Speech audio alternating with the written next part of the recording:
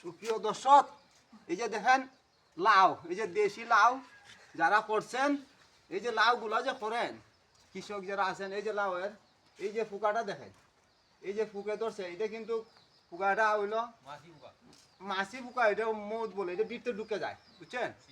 ছিদ্র করে লাই, এই যে বৃত্ত ঢুকে, আর এই লাউগুলা নষ্ট হয়ে যায়। এটার জন্য ওষুধ আছে। ওষুধটা হইলো তোমার এই যে টপ আছে না, পুরামন ফাত যেটা, এই হলো টপ বা বোতলের মাঝে যে বোতল আছে না, বোতল খাইতে বোতলের মধ্যে পানির সাথে দিলে পরে এই তাবিজটা আর ফুকে ধরবে না। চতুর্দিকে এই যে ফল ফটি আছে এগুলা ঠিকবো, পোকাগুলা মারা যাব।